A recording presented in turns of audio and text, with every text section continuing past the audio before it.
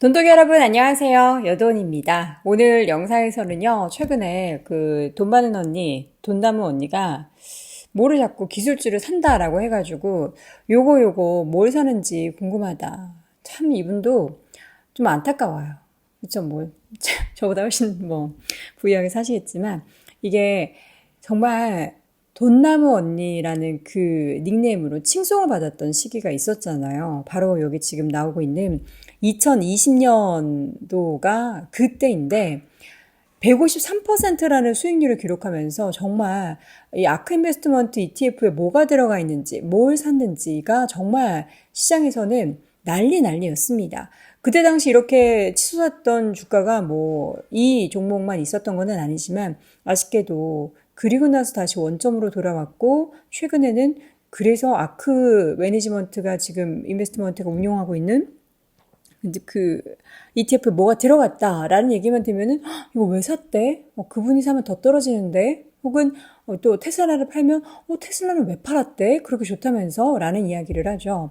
이 보니까 여기 지금 ETF 가장 대표적인 게 ARKK라는 ETF입니다. 이거 이제 국내에서도 투자자분들이 정말 많이들 샀던 ETF 중에 하나인데 지금도 사시려나 모르겠어요. 테슬라를 가장 많이 담아요. 근데 보면 항상 한 15% 아래로 유지를 하면서 그 정도 되면은 다시 테슬라가 비중이 올라오면 조금 덜어내고 다른 종목을 사곤 하는 게 패턴이에요. 그런데 우리는 이거를 얘기를 하지 않고 그냥 테슬라 더 샀대, 혹은 테슬라 팔았대 하면서 왜 테슬라에 대해서 샀다 팔았다 하는 거야를 이야기를 하죠. 근데 이거 포트폴리오를 항상 보면은 15%가 이들의 룰이구나라는 것을 한 번에 알 수가 있습니다. 그런 이제 아크 인베스트먼트의 돈담 언니가 테슬라를 최근에 또 샀다 팔았다 하고 있죠. 앞서서도 얘기했지만 낮았을 때 사고 물론 낮았을 때보다 더 낮아지기도 하지만 조금 올라오면 팔고 지금 계속 그런 패턴을 보이고 있어요.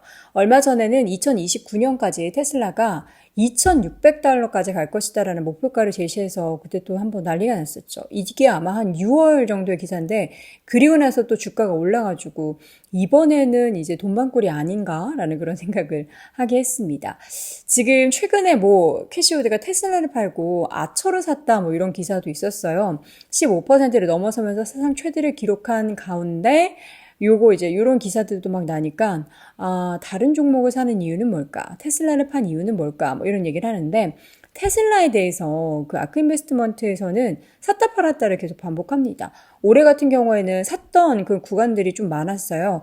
연초에도 계속해서 샀다라는 기사들이 나왔고 이렇게 아래로 떨어졌을 때도 샀고 테슬라뿐만 아니라 XAI라는 그 기업의 지분을 2% 샀다라는 그런 소식도 들려왔고요.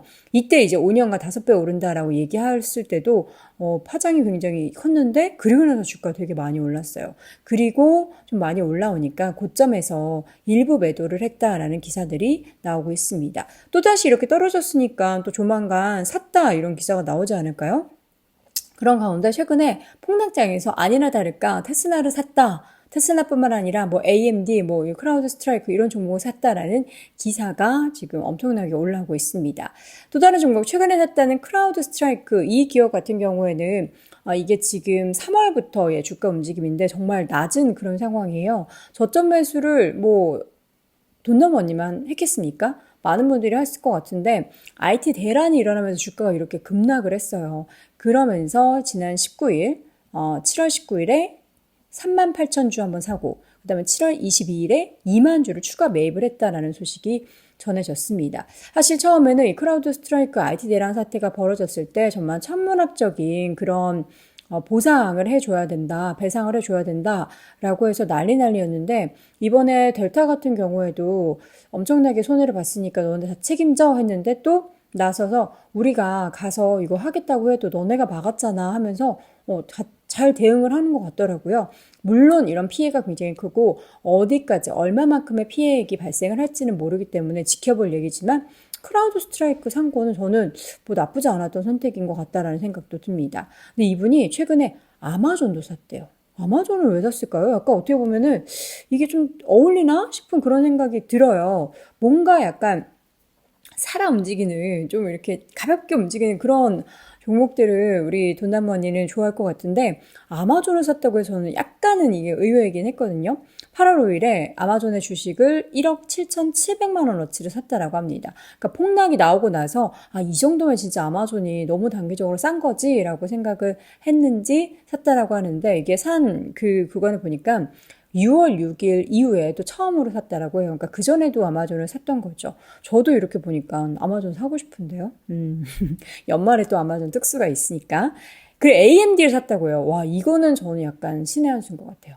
AMD가 최근에 정말 폭락장에서도 유일하게 초록불 켜기도 했고, 물론 이제 다 초록색일 때 빨간불이 들어온 종목이긴 했지만, 이제 엔비디아 그리고 AMD가 2인자로서 이 갭이 굉장히 크긴 하지만, AMD는 열심히 지금 계속 치고 올라오고 있는 거예요. 물론 이제 1위 자리를 넘볼 수는 없지만, 열심히 하고 있는 기업이고 또 주가가 단기적으로 빠졌는데 AMD가 실적 발표하고 나서 분위기 되게 좋았거든요.